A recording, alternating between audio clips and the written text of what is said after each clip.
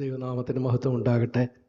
ഈ ഞായറാഴ്ചയും നമുക്കെല്ലാവർക്കും ഇത്രയും പേർക്ക് സന്തോഷത്തോടെ ദൈവസന്നിധിയിൽ ഒന്നിച്ചായിരിക്കാൻ ദൈവം ഇടയാക്കിയല്ലോ. നമുക്ക് ഇന്നത്തെ ചിന്തയ്ക്കായിട്ട് തുടക്കത്തിലെ വായിക്കാം. 2 കൊരിന്ത്യർ 5-ാം അധ്യായം അതിൻ്റെ 14-15 വാക്യങ്ങൾ ഇങ്ങനെയാണ്. 2 കൊരിന്ത്യർ 5-ാം അധ്യായം അതിൻ്റെ 14-15 വാക്യം. ക്രിസ്തുവിൻ്റെ സ്നേഹം ഞങ്ങളെ നിർബന്ധിക്കുന്നു. എല്ലാവർക്കും വേണ്ടി ഒരുവൻ മരിച്ചിരിക്കെ എല്ലാവരും മരിച്ചുവെന്നും ജീവിക്കുന്നവർ ഇനി തങ്ങൾക്കായിട്ടല്ല തങ്ങൾക്ക് വേണ്ടി മരിച്ചുയർത്തവനായിട്ട് തന്നെ ജീവിക്കേണ്ടതിന് അവൻ എല്ലാവർക്കും വേണ്ടി മരിച്ചുവെന്നും ഞങ്ങൾ നിർണയിച്ചിരിക്കുന്നു. അപ്പോസ്തലനായ പൗലോസ് കൊരിന്ത്യർക്ക് ലേഖനം എഴുതുമ്പോൾ താന് കർത്താവിൻ്റെ മരണത്തെയും നമ്മുടെ അതിനോടുള്ള പ്രതികരണത്തെയും അതിനെ തമ്മിൽ താരതമ്യം ചെയ്ത് പറയുന്ന ഈ വാക്യം വളരെ പ്രസിദ്ധമായ ഒരു വാക്യമാണ്. ഇവിടെ കണ്ടോ, ക്രിസ്തുവിൻ്റെ സ്നേഹം ഞങ്ങളെ നിർബന്ധിക്കുന്നു എന്ന് പറഞ്ഞാണ് പൗലോസ് തുടങ്ങുന്നത്. ക്രിസ്തുവിൻ്റെ സ്നേഹം ഞങ്ങളെ നിർബന്ധിക്കുന്നു എന്തിന്? തുടർന്ന് കർത്താവ് ചെയ്ത കാര്യമാണ് പറയുന്നത്. എല്ലാവർക്കും വേണ്ടി ഒരുവൻ മരിച്ചിരിക്കെ, അതാരാണ്? എല്ലാവർക്കും വേണ്ടി ഒരുവൻ മരിച്ചതാരാണ്? കർത്താവായ യേശു ക്രിസ്തുവാണ്. എല്ലാവർക്കും വേണ്ടി, ഈ ലോകത്തിലുള്ള എല്ലാവർക്കും വേണ്ടി, എല്ലാവരുടെയും പാപങ്ങളുടെ പരിഹാരത്തിനായിട്ട് കർത്താവായ യേശു ക്രിസ്തു സ്വർഗത്തിൽ നിന്ന് ഇറങ്ങി വന്ന് ഭൂമിയിൽ താനെ ജീവിച്ച് ഒടുവിൽ മരിച്ചു. നമുക്കറിയാം, എല്ലാവർക്കും വേണ്ടി ഒരുവൻ മരിച്ചിരിക്കെ. അതുകൊണ്ട് എന്ത് വേണം? എല്ലാവരും മരിച്ചു എന്നും. കർത്താവ് മരിച്ചത് കൊണ്ട് എന്ത് വേണം? എല്ലാവരും മരിച്ചു. അത് ശരിയാണ്. എല്ലാവർക്കും വേണ്ടി കർത്താവായ യേശു ക്രിസ്തു മരിച്ചിരിക്കെ കർത്താവിനെ സ്വീകരിച്ച നമുക്കുടെ എല്ലാം ബോധ്യം എന്തായിരിക്കണം? നമ്മളും കർത്താവിനോടൊപ്പം മരിച്ചിരിക്കുന്നു. എന്നിട്ട് പക്ഷെ നമ്മൾ ഇപ്പോഴും ജീവിച്ചിരിപ്പുണ്ടല്ലോ. കർത്താവിനോടുകൂടെ മരിച്ചു എന്ന് പറഞ്ഞിട്ടും നമ്മൾ ഇന്നും ജീവിച്ചിരിപ്പുണ്ട്. ആ കാര്യമാണ് പറയുന്നത്. എല്ലാവരും മരിച്ചു എന്നും ജീവിക്കുന്നവർ, ജീവിച്ചിരിക്കുന്ന നമ്മളെ സംബന്ധിക്കുന്ന കാര്യമാണ്. ജീവിച്ചിരിക്കുന്ന നമ്മൾ ഇനിയും തങ്ങൾക്കായിട്ടല്ല തങ്ങൾക്ക് വേണ്ടി മരിച്ചുയർത്തവനായിട്ട് തന്നെ ജീവിക്കണം. അതിനുവേണ്ടി അവൻ എല്ലാവർക്കും വേണ്ടി മരിച്ചു എന്ന് ഞങ്ങൾ നിർണയിച്ചിരിക്കുന്നു. കണ്ടോ, വളരെ ദീർഘമായ ആ വാക്യം നമ്മളൊന്ന് പിരിച്ച് ചിന്തിച്ചില്ലെങ്കിൽ നമുക്ക് വേണ്ടതുപോലെ മനസ്സിലാവുകയില്ല. ഇവിടെ കണ്ടോ, 2 കൂട്ടർ ചെയ്യുന്ന കാര്യങ്ങളെ കുറിച്ചാണ് പറഞ്ഞേക്കുന്നത്. ഒന്നെന്താ? കർത്താവ് ചെയ്യുന്ന കാര്യം.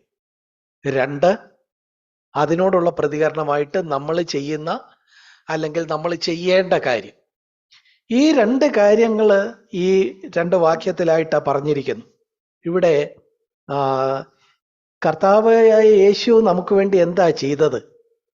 ഇവിടെ പൗലോസ് പറയുമ്പോൾ മരിച്ചു എന്നുള്ളത് ആവർത്തിച്ച് പറഞ്ഞിരിക്കുക. 3 വട്ടം ഇവിടെ നമുക്ക് കാണാം.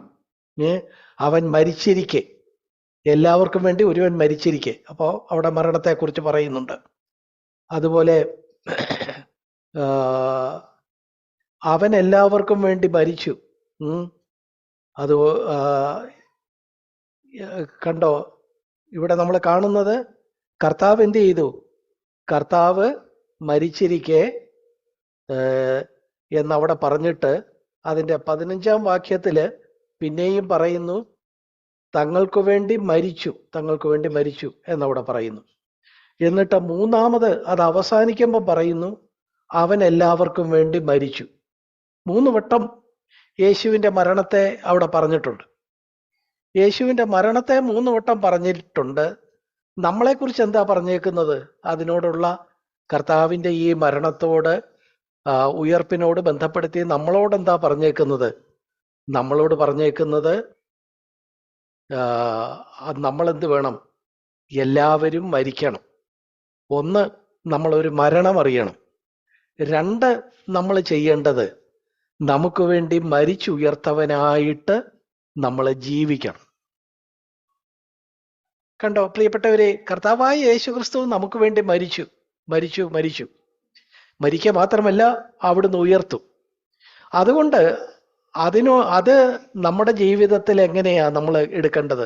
നമ്മളും കർത്താവിനോടൊപ്പം മരിച്ചു എന്ന് എണ്ണുകയും അതേസമയം നമ്മളിപ്പോൾ ജീവിച്ചിരിക്കുമ്പോൾ നമുക്ക് വേണ്ടി മരിച്ചുയർത്തവനായിട്ടാണ് ഞാൻ ജീവിക്കുന്നത്, അല്ലാതെ എനിക്ക് വേണ്ടിയല്ല ജീവിക്കുന്നത് എന്ന നിലയിൽ നമ്മൾ കർത്താവിനായിട്ട് ജീവിക്കണം എന്നാണ് പറഞ്ഞിരിക്കുന്നത്. അപ്പൊ നമ്മുടെ ഭാഗത്ത് നമ്മൾ ഈ കാര്യത്തെ ഗൗരവമായിട്ട് എടുത്താൽ നമ്മൾ എന്ത് വേണം? നമ്മൾ മരിച്ചവരാണ് എന്ന് നമ്മളെ തന്നെ എണ്ണണം. മരിച്ചവൻ എന്തില്ല? മരിച്ചവന് പ്രത്യേകിച്ച് അവകാശമൊന്നുമില്ല. മരിച്ചവന് പ്രത്യേകിച്ച് അഭിപ്രായമൊന്നുമില്ല. മരിച്ചവന് ആ നിലയില് മറ്റൊരാളെ കുറിച്ച് അങ്ങനെ വിധിയൊന്നുമില്ല. നമ്മൾ എന്താ വേണ്ടത്? നമ്മള് മരിച്ചിരിക്കുന്നു. ഈ ലോകത്തിന്, ഈ ലോകത്തിൻ്റെതായ ആ കാഴ്ചപ്പാടുകൾക്ക് ഒക്കെ നമ്മൾ മരിച്ചിരിക്കുന്നു. സാത്താന്, അവന്റെ തന്ത്രങ്ങൾക്ക്, അവന്റെ രീതികൾക്ക്, പാപത്തിന് ഒക്കെ നമ്മൾ എന്തായിരിക്കുന്നു? നമ്മൾ മരിച്ചിരിക്കുന്നു. പാപത്തിന് നമ്മൾ മരിച്ചു, ലോകത്തിന് മരിച്ചു, പിശാചിന്റെ തന്ത്രങ്ങൾക്ക് നമ്മൾ മരിച്ചു, നമ്മൾ മരിച്ചിരിക്കുന്നു. ഇതെങ്ങനെയാ? കർത്താവായ യേശു ക്രിസ്തു 2000 വർഷം മുമ്പ് മരിച്ച ആ മരണത്തോട് നമ്മൾ വിശ്വാസത്താൽ ഏകീഭവിക്കുമ്പോൾ, ദൈവം നമ്മളെ നോക്കുമ്പോൾ നമ്മൾ 2000 വർഷം മുമ്പ് യേശു മരിച്ചപ്പോൾ യേശുവിനോടൊപ്പം മരിച്ചതായിട്ട് സ്വർഗം അത് എണ്ണുന്നു. എങ്ങനെയാ സ്വർഗത്തിന് അത് എണ്ണാൻ കഴിയുന്നത്? കാരണം നമുക്കറിയാം, ദൈവം എന്താ? ദൈവം കാലത്തിന് അതീതന. 2000 വർഷമെന്നും 1000 വർഷമെന്നും ഒക്കെ പറയുന്നത് നമുക്കാ ഈ കാലമുള്ളത്. ദൈവത്തെ സംബന്ധിച്ചിടത്തോളം എല്ലാം പ്രസന്റ് ടെൻസിലാണ്. ഭൂതകാലവും വർത്തമാനകാലവും ഭാവിയോ അങ്ങനെ തരംതിരിക്കേണ്ടതായിട്ടില്ല. ദൈവം കാലത്തിന് അതീതനായതുകൊണ്ട് 2000 വർഷം മുമ്പ് യേശു മരിച്ചപ്പോ യേശുവിനോടൊപ്പം ഇന്ന് അത് വിശ്വാസത്താൽ സ്വായത്തമാക്കുന്ന നമ്മളെയും അവിടുന്ന് അന്ന് കാൽവരി ക്രൂശിൽ യേശു മരിച്ചപ്പോൾ യേശുവിനോടൊപ്പം മരിച്ചതായിട്ട് എണ്ണുന്നു. നമ്മളും അത് എന്ത് വേണം?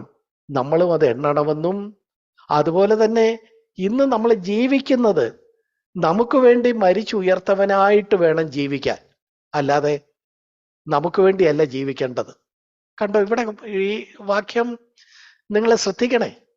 കർത്താവ് മരിച്ചു, കർത്താവ് ഉയർത്തു. ആ കാര്യം നമ്മൾക്ക് തൽക്കാലത്തേക്ക് അത് പശ്ചാത്തലത്തിൽ വെക്കാം. നമ്മൾ ചെയ്യേണ്ട കാര്യം എന്താ? നമ്മൾ ചെയ്യേണ്ടത് 2 കാര്യമാണ്. ഈ 2 കാര്യവും നമുക്ക് തന്നെ നമ്മളെക്കുറിച്ചുള്ള നമ്മുടെ അവകാശബോധത്തിനും നമ്മളെക്കുറിച്ചുള്ള മതിപ്പിനും ഒക്കെ അല്ലെ നമ്മൾ സാധാരണ നമ്മളെക്കുറിച്ച് എണ്ണുന്നതിനും ഒക്കെ വ്യത്യസ്തമായ ഒരു നിലപാടെടുക്കാൻ നമ്മളെ പ്രേരിപ്പിക്കുന്നു. എന്ന് പറഞ്ഞാൽ എന്താ? നമ്മൾ ഈ ഭൂമി ജീവിക്കുമ്പോഴും മരിച്ചവരെ പോലെ, പാപത്തിന് മരിച്ചവരെ പോലെ. ഈ ലോകത്തിലുള്ള ആളുകളൊക്കെ പാപവും അതിൻ്റെതായ വശ്യതയ്ക്കും ഒക്കെ സജീവരാണ്. പക്ഷെ നമ്മളോ? നമ്മൾ അതൊക്കെ വരുമ്പോ മരിച്ച ആളെ പോലെ. മരിച്ച ആളിന് എന്തില്ല? അതിനോടൊരാകർഷണമില്ല. അങ്ങനെ ലോകത്തിന്, പാപത്തിന്, പിശാചിൻ്റെതായ ആ നിലയിലുള്ള വശീകരണത്തിന് ഒക്കെ നമ്മൾ മരിച്ചവരാണ്. നമുക്കവിടെ ഒരു സജീവതയില്ല എന്നുള്ള നിലയിൽ നമ്മളായിരിക്കണം. 2 എന്താ? രണ്ടാമത്, നമ്മളിപ്പോ ജീവിച്ചിരിക്കുന്നല്ലോ. ഇപ്പൊ ജീവിച്ചിരിക്കുമ്പോൾ നമ്മള് നമുക്ക് വേണ്ടിയല്ല ജീവിക്കുന്നത്. അത് സാധാരണ ആളുകൾ പറയുന്നതിന് വ്യത്യാസമായ ഒരു കാര്യം. ആളുകളൊക്കെ പറയുന്നത് എന്താ? നമ്മൾ നമുക്ക് വേണ്ടി ജീവിക്കണ്ടായോ എന്ന ആളുകൾ ചോദിക്കുന്നത്. എന്നാൽ ഇവിടെ പറയുന്നത് എന്താ? നമ്മൾ നമുക്ക് വേണ്ടി ജീവിക്കണ്ട, നമുക്ക് വേണ്ടി മരിച്ചുയർത്തവനായിട്ട് നമ്മൾ ജീവിച്ചാൽ മതി എന്ന് പറഞ്ഞിരിക്കുന്നു. അപ്പൊ കണ്ടോ, ഈ ലോകം ഇന്ന് കൈയാളുന്ന ഒരു രീതിയുടെ നേരെ എതിരായിട്ട് ജീവിക്കാനാണ് നമ്മളോട് ഇവിടെ പറഞ്ഞിരിക്കുന്നത്. 1, നമ്മൾ മരിച്ചവരായിട്ട് നമ്മളെ തന്നെ എണ്ണണം. 2, ജീവിച്ചിരിക്കുമ്പോൾ തന്നെ നമുക്കായിട്ടല്ല ജീവിക്കേണ്ടത്, നമുക്ക് വേണ്ടി മരിച്ചുയർത്തവനായിട്ട്, കർത്താവിനായിട്ട് നമ്മൾ ടോട്ടലായിട്ട് പൂർണ്ണമായിട്ട് ജീവിക്കണം എന്ന് പറയുമ്പോൾ നമ്മുടെ അസ്തിത്വം തന്നെ ഇല്ലാതാകുന്നത് പോലെ. കാരണം ഞാൻ മരിച്ചു, പിന്നെ ഞാൻ ജീവിക്കുന്നത് എനിക്ക് വേണ്ടിയല്ല ജീവിക്കുന്നത്, കർത്താവിനാ ജീവിക്കുന്നത്. നമ്മൾ രംഗത്തില്ലാത്തതുപോലെ അങ്ങനെ ഒരു മനോഭാവത്തോടെ ജീവിക്കണം എന്നെല്ലാമാണ് ഇവിടെ പറഞ്ഞിരിക്കുന്നത്. പ്രിയപ്പെട്ടവരെ, ഇത് വെറും ഒരു ആഗ്രഹമല്ല. ഞാൻ അങ്ങനെയൊക്കെ ജീവിക്കാൻ ആഗ്രഹിക്കുന്നു, അല്ലെങ്കിൽ എനിക്ക് വേണ്ടി മരിച്ചുയർത്തവനായിട്ട് ജീവിക്കാൻ ഞാൻ ആഗ്രഹിക്കുന്നു എന്നല്ല. മറിച്ച് എന്താ? അത് ഒരു കൺക്ലൂഡഡ് ആയ ഒരു കാര്യമാണ്. ഞാൻ നിർണയിച്ചിരിക്കുന്നു. കണ്ടോ, മലയാളത്തിൽ അത് നിർണയിച്ചിരിക്കുന്നു. ഞാൻ അങ്ങനെ തീരുമാനിച്ചിരിക്കുന്നു. It is concluded. നിർണയിച്ചിരിക്കുന്നു. ഇനി അതിൻ്റെ അകത്ത് ഒരു ഇളക്കമില്ല. നമ്മൾ അങ്ങനെ നിർണയിച്ചിട്ടുണ്ടോ? ഞാൻ മരിച്ചവനാണെന്നും ഇപ്പൊ ജീവിക്കുന്നത് എനിക്ക് വേണ്ടി മരിച്ചു ഉയർത്തവന് വേണ്ടിയാണ് ജീവിക്കുന്നതെന്നും നിർണയിച്ചിട്ടുണ്ടോ? തീരുമാനിച്ചിട്ടുണ്ടോ? ഉറപ്പാക്കിയിട്ടുണ്ടോ? അങ്ങനെ കൺക്ലൂഡ് ചെയ്തിട്ടുണ്ടോ? ഇനി അതിൻ്റെ അകത്ത് ഒരു അഴിച്ചുപണി ഇല്ലാതെ വണ്ണം കുറച്ച് കഴിയുമ്പം ഇതൊന്നും മാറ്റി വെച്ചേ ഞാനൊന്ന് എനിക്കായിട്ടൊന്ന് ജീവിച്ചു നോക്കട്ടെ. ചിലർ കണ്ടിട്ടില്ലേ, ആളുകൾ നമ്മളെ ആദ്യം എന്തെങ്കിലും ചീത്ത പറഞ്ഞു, ഉടനെ മിണ്ടാതിരുന്നു. രണ്ടാമത് പറഞ്ഞു, മൂന്നാമത് പറഞ്ഞപ്പോൾ നമ്മുടെ ക്ഷമയുടെ നെല്ലിപ്പലക പോയിട്ട് നമ്മൾ എന്നാ ഞാൻ അതിന് മറുപടി പറഞ്ഞിട്ടേ ഉള്ളൂ. അപ്പോൾ ആദ്യം 1 or 2 വട്ടം മിണ്ടാതിരുന്നെങ്കിലും മൂന്നാമത് നമ്മൾ നമുക്കായി തന്നെ ജീവിക്കാനായിട്ട് നമ്മൾ രംഗത്ത് അരയും തലയും മുറുക്കി അങ്ങ് ചാടി ഇറങ്ങുക ചെയ്യുന്നു. ഇവിടെ പക്ഷേ കണ്ടോ, ജീവിച്ചിരിക്കുന്നവർ ജീവിതകാലം മുഴുവൻ ഇനി തങ്ങൾക്കായിട്ടല്ല, തങ്ങൾക്ക് വേണ്ടി മരിച്ചുയർത്തവനായിട്ടാണ് ജീവിക്കുന്നത് എന്ന ബോധ്യത്തോടെ, എന്ന ഉറപ്പോടെ, എന്ന തീരുമാനത്തോടെ, എന്ന നിർണയത്തോടെ ജീവിക്കണം എന്ന് പറഞ്ഞിരിക്കുക. പ്രിയപ്പെട്ടവരെ, ഈ വാക്യങ്ങളൊക്കെ നമ്മൾ ചുമ്മാതങ്ങ് വായിച്ചു വിടുകയാണോ? ഇത് ചിന്തിച്ചാൽ സത്യത്തിൽ ഇത് ഈ നിലയിൽ നമ്മൾ ജീവിക്കുന്നുണ്ടോ? ആട്ടെ, ഇങ്ങനെ ജീവിക്കാൻ ആർക്ക് കഴിയും? ഇവിടെ ഇതാ അത് തുടങ്ങുമ്പോൾ പറയുന്നു, ക്രിസ്തുവിന്റെ സ്നേഹം ഞങ്ങളെ നിർബന്ധിക്കുന്നു. ഇതെങ്ങനെ പോസിബിൾ ആകും? ഒരൊറ്റ വഴിയേ ഉള്ളൂ. ക്രിസ്തുവിനോടുള്ള സ്നേഹത്തെ പ്രതി നമുക്ക് എന്ത് ചെയ്യാൻ കഴിയും? നമ്മളെ തന്നെ മരിച്ചവരായിട്ടെണ്ണാം, നമ്മളെ തന്നെ കർത്താവിനായിട്ട് ജീവിക്കുന്നവരായിട്ട് നിർണയിക്കാം. ഇതിനെല്ലാം നമ്മളെ പ്രേരിപ്പിക്കേണ്ടത് ക്രിസ്തുവിന്റെ സ്നേഹമാണ്. കണ്ടോ, ക്രിസ്തീയ ജീവിതത്തെ മുഴുവൻ അതിൻ്റെ ആ പിന്നിലുള്ള ആ നിലയിലുള്ള പ്രേരണ ക്രിസ്തുവിന്റെ സ്നേഹം, അതുപോലെ അതിൻ്റെ തീരുമാനം നിർണയിച്ചിരിക്കുന്നു. ഇതിൻ്റെ രണ്ടും നടുക്ക് കർത്താവ് നമുക്കായിട്ട് മരിച്ചു, നമുക്കായിട്ട് ഉയർത്തു. അതുപോലെ നമ്മൾ കർത്താവിനോടൊപ്പം മരിച്ചിരിക്കുന്നു എന്ന് എണ്ണണം. ഇന്ന് ജീവിക്കുന്നത് കർത്താവിനായി ജീവിക്കുന്നു എന്ന് എണ്ണണം. എന്നെല്ലാം ചുരുക്കത്തിൽ ക്രിസ്തീയ ജീവിതത്തെ മുഴുവൻ ഒരു 2 വാക്യത്തിൽ സംക്ഷേപിച്ചിരിക്കുക. ഇതെങ്ങനെ കഴിയുമെന്ന് ചോദിച്ചാൽ, യേശുവിൻ്റെ സ്നേഹമുണ്ട്. ആ സ്നേഹത്തെ ധ്യാനിക്കുമ്പോൾ നമുക്ക് കഴിയും. ഇങ്ങനെ ഇത് അങ്ങനെയൊക്കെ ജീവിച്ചാൽ കൊള്ളാമെന്നല്ല, നമ്മൾ പറഞ്ഞതുപോലെ അങ്ങനെ ജീവിച്ചാൽ കൊള്ളാം, അല്ലെങ്കിൽ അങ്ങനെ ജീവിക്കാൻ ഞാൻ ആഗ്രഹിക്കുന്നു. നിങ്ങളുമൊക്കെ അങ്ങനെ കൊരിന്തിലുള്ളവരെ, നിങ്ങളുമൊക്കെ അങ്ങനെ കുറച്ചുപേരെങ്കിലുമൊക്കെ അങ്ങനെ ജീവിച്ച് കണ്ടാൽ കൊള്ളാമായിരുന്നു എന്നാണ് എൻ്റെ ആഗ്രഹം എന്ന് പറയാൻ ദയവായിട്ട് എന്നെ അനുവദിക്കുക എന്നിങ്ങനെ ഒന്ന് നീട്ടി ഒന്നും പൗലോസ് പറഞ്ഞിട്ടില്ല. പൗലോസ് എന്താ പറഞ്ഞത്? പൗലോസ് വളരെ വെട്ടൊന്ന് തുണ്ടന്നുണ്ട് എന്നുള്ള ആളായിരുന്നു. അങ്ങനെ നിർണയിച്ചിരിക്കുന്നു, ഫുൾ സ്റ്റോപ്പ്. നമ്മൾ ചിലപ്പോൾ പറയല്ലോ, ബ്രദറെ ഇതിൻ്റെ മൂലഭാഷയിൽ എന്താ, അവിടെ നമുക്ക് വല്ല സാധ്യതയുണ്ടോ? അപ്പോൾ മൂലഭാഷയെ നോക്കുമ്പോൾ അവിടെ സാധ്യതയൊന്നുമില്ല. ഇറ്റ് ഈസ് കൺക്ലൂഡഡ്, തീരുമാനിച്ചിരിക്കുന്നു. അപ്പോൾ ഒന്നുകിൽ നമുക്ക് ഇതിനോട് 2 മാർഗമേ ഉള്ളൂ. ഒന്നുകിൽ ഇതൊന്നും സാധ്യമല്ല, ഇങ്ങനെയൊക്കെ പൗലോസിനോ വല്ലോ ജീവിക്കാൻ ഒക്കുമായിരിക്കും, നമ്മളെ കൊണ്ടൊന്നും ഇത് പറ്റുകയില്ല എന്ന് പറഞ്ഞ് ഇതിനെ മാറ്റിവെക്കാം. അങ്ങനെ മാറ്റിവെച്ചാൽ എന്താ, നമ്മൾ ഇതിനെ ദൈവവചനമായിട്ട് കാണുന്നില്ല, നമ്മൾ അനുസരിക്കേണ്ടതായിട്ട് കാണുന്നില്ല.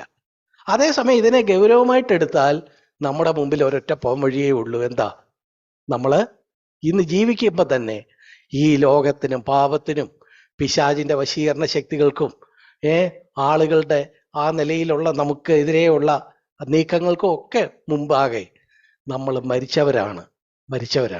മരിച്ചവനൊരു അവകാശമില്ല, മരിച്ചവനൊരു അഭിപ്രായമില്ല, മരിച്ചവൻ തൻ്റെ അവകാശങ്ങൾ പിടിച്ചുകൊണ്ട് ചാടി എണ്ണീക്കുന്നില്ല. അവൻ മരിച്ചവനാണ്. ഒന്ന് അങ്ങനെ നിൽക്കുക. അതുപോലെ തന്നെ നമ്മൾ മരിച്ചവരാണെന്ന് പറഞ്ഞാലും നമ്മൾ ജീവിച്ചിരിക്കുന്നു എന്നുള്ളതാണ് യാഥാർത്ഥ്യം. അങ്ങനെ ജീവിച്ചിരിക്കുന്ന ഇന്ന് നമ്മൾ ജീവിച്ചിരിക്കുന്നത് നമുക്ക് വേണ്ടിയല്ല, നമുക്ക് വേണ്ടി മരിച്ചു ഉയർത്തവനായിട്ടാണ് ജീവിച്ചിരിക്കുന്നത് എന്ന് കാണുക, എന്ന് തീരുമാനിക്കുക, എന്ന് കൺക്ലൂഡ് ചെയ്യുക, എന്ന് നിർണയിക്കുക എന്ന് പറഞ്ഞിരിക്കുമ്പോൾ നമുക്ക് വേറെ ഒരു ഓപ്ഷൻ ഇല്ല. പ്രിയപ്പെട്ടവരെ, ഈ കർത്തൃമേശയോടടുത്ത് കർത്താവ് നമുക്ക് വേണ്ടി മരിച്ചു എന്നതിനെ നമ്മൾ ഓർക്കുമ്പോഴും ഒക്കെ നമ്മൾ ഈ കാര്യത്തിന് വീണ്ടും അടിവര ഇടുകയാണ് ചെയ്യുന്നത്. അർത്ഥപൂർണമായിട്ട് നമ്മൾ ഇതിൽ പങ്കെടുക്കുമ്പോൾ ഈ കാര്യത്തെ ഏറ്റെടുക്കുകയാണ് ചെയ്യുന്നത്. നോക്ക്, നമുക്കിതിൻ്റെ അകത്തുനിന്ന് നമ്മളെ സംബന്ധിക്കുന്ന രണ്ട് കാര്യങ്ങൾ വളരെ വേഗത്തിൽ നമുക്ക് ചിന്തിക്കാം. ഒന്ന്, നമ്മൾ എന്താ പറഞ്ഞത്? ഒന്ന് പറഞ്ഞത്, ഒരുവൻ മരിച്ചിരിക്കെ എല്ലാവരും മരിച്ചു. ഒരുവൻ എന്ന് പറയുന്നത് യേശു കർത്താവ്. യേശു കർത്താവ് മരിച്ചിരിക്കെ കർത്താവിൽ വിശ്വസിക്കുന്ന നമ്മൾ എല്ലാവരും മരിച്ചു. പ്രിയപ്പെട്ടവരെ, നമ്മൾ അങ്ങനെ മരിച്ചിട്ടുണ്ടോ? മരിച്ചോ? റോമർക്ക് എഴുതിയ ലേഖനം 6-ാം അധ്യായത്തിൽ ഈ കാര്യം പറയുന്നുണ്ട്. സ്നാനത്തോടുള്ള ബന്ധത്തിലും ഒക്കെ പറയുന്നുണ്ട്. നമ്മൾ രക്ഷിക്കപ്പെട്ടപ്പോൾ എന്താ ചെയ്തത്? രക്ഷിക്കപ്പെട്ടപ്പോൾ നമ്മൾ കർത്താവായ യേശു ക്രിസ്തുവിൻ്റെ ആ മരണത്തിൽ, വിശ്വാസത്തിൽ നമ്മൾ പങ്കാളികളാകുകയാണ് ചെയ്തത്. കർത്താവിനെ രക്ഷകനായി സ്വീകരിച്ച് കർത്താവിൻ്റെ മകളായി തീർന്നപ്പോൾ കർത്താവ് കാൽവറി ക്രൂശിൽ പൂർത്തിയാക്കിയ ആ മരണത്തിൽ നമ്മൾ പങ്കാളികളാകുകയാണ്. ആ രക്ഷയുടെ ബാഹ്യമായ ആ ലക്ഷണമായിട്ട് നമ്മൾ സ്നാനപ്പെട്ടപ്പോൾ കർത്താവിൻ്റെ മരണത്തിൽ അക്ഷരാർത്ഥത്തിൽ തന്നെ നമ്മൾ പങ്കാളിത്തമുള്ളവരെ പോലെ, മരിച്ചടക്കപ്പെട്ട് ഉയർത്തെഴുന്നേറ്റവരെ പോലെയാണ് നമ്മളായിരിക്കുന്നത്. അപ്പോൾ അങ്ങനെയൊക്കെയാണ് നമ്മളെക്കുറിച്ച് തന്നെ ചിന്തിക്കുന്നതും മറ്റുള്ളവരുടെ മുമ്പാകെ പ്രസന്റ് ചെയ്യുന്നതും. നമ്മൾ റോമർ 6:6 കണ്ടോ? നമ്മുടെ പഴയ മനുഷ്യൻ അവനോടുകൂടെ ക്രൂശിക്കപ്പെട്ടു എന്ന് നാം അറിയുന്നു. നമ്മൾ അങ്ങനെ അറിയുന്നുണ്ടോ? നമ്മൾ ശരിക്കും നമ്മൾ കർത്താവിനോടൊപ്പം ക്രൂശിക്കപ്പെട്ടു, കർത്താവിനോടൊപ്പം മരിച്ചു. ഇന്ന് എനിക്ക് ഈ ലോകത്തോടോ പിശാചിന്റെ തന്ത്രങ്ങളോടോ അല്ലെങ്കിൽ പാപത്തോടോ ഒന്നും പറ്റുമാനമില്ല എന്നുള്ള നിലയിൽ നാം മരിച്ചു എന്ന് നാം അറിയുന്നുണ്ടോ? നമ്മൾ ഇവിടെ മീറ്റിങ്ങിൽ ഇരിക്കുമ്പോൾ ഇത് പലപ്പോഴും ടെസ്റ്റ് ചെയ്യപ്പെടുകയില്ല.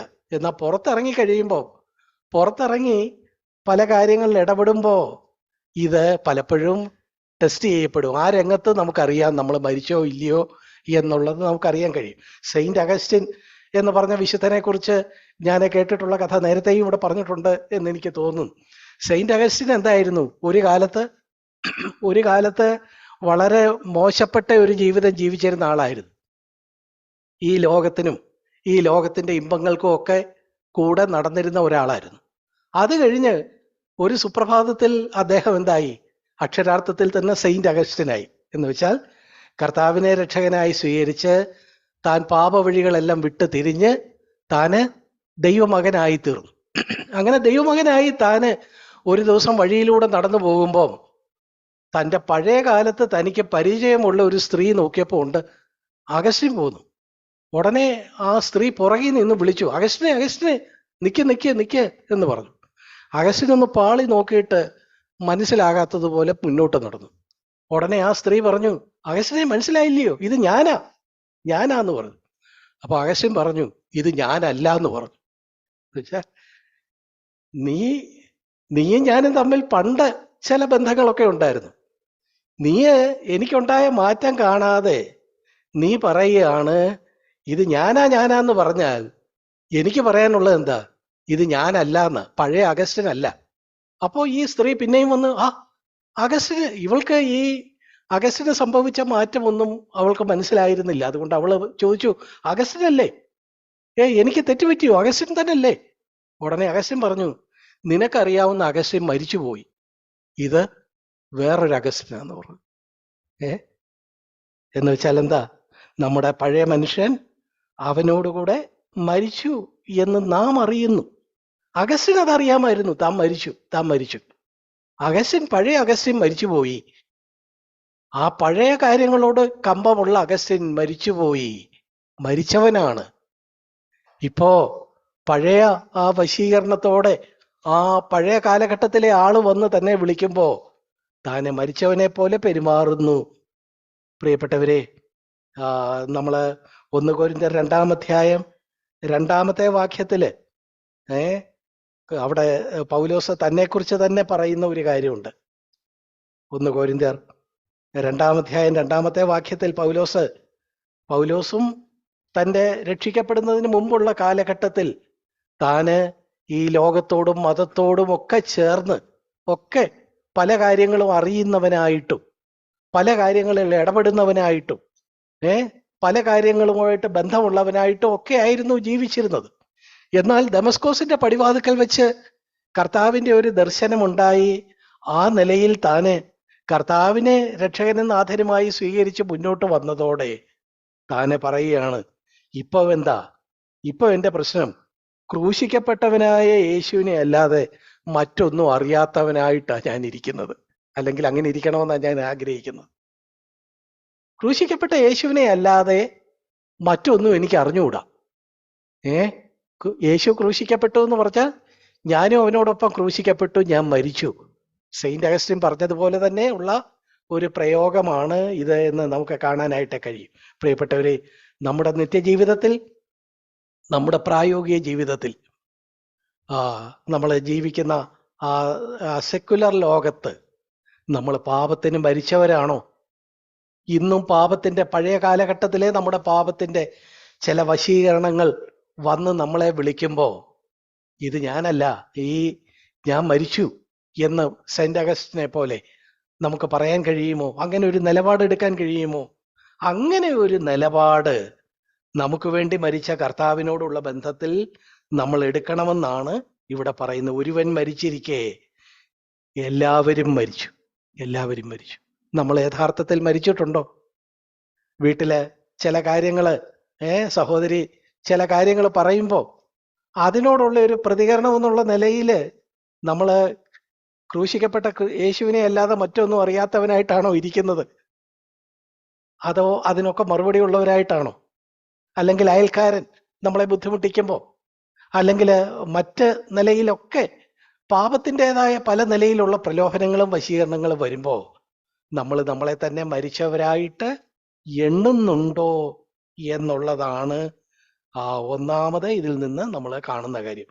രണ്ടാമത്, നമ്മൾ മരിച്ചു. രണ്ടാമത് ഇവിടെ പറയുന്നത് അവനോടൊപ്പം ഉയർത്ത് ജീവിക്കുന്നു. ഇന്ന് ജീവിക്കുന്നവർ, 15-ാം വാക്യം, ജീവിക്കുന്നവർ ഇനി തങ്ങൾക്കായിട്ടല്ല തങ്ങൾക്ക് വേണ്ടി മരിച്ചുയർത്തവനായിട്ട് തന്നെ. അതാരാ? കർത്താവായ യേശു ക്രിസ്തുവ നമുക്ക് വേണ്ടി മരിച്ചുയർത്തവൻ. അവനായിട്ട് തന്നെ ജീവിക്കും, അവനായിട്ട് തന്നെ ജീവിക്കുക. ഇതാണ് നമ്മുടെ രണ്ടാമത്തെ നിലപാട്. ഒന്നാമത്തെ നിലപാട് നമ്മൾ ഈ ലോകത്തിന് മരിച്ചു. രണ്ടാമത്തെ നിലപാട് ഇന്ന് ജീവിക്കുന്നത് നാം കർത്താവിനായിട്ട് ജീവിക്കുന്നു, അവനോടൊപ്പം ഉയർത്ത് ഇന്ന് നാം ജീവിക്കുന്നു. ഇങ്ങനെയൊരു നിലപാടാണ് വേണ്ടത്. ഇങ്ങനെ ജീവിക്കുന്നത് നിത്യതയിലല്ല ജീവിക്കുന്നത്.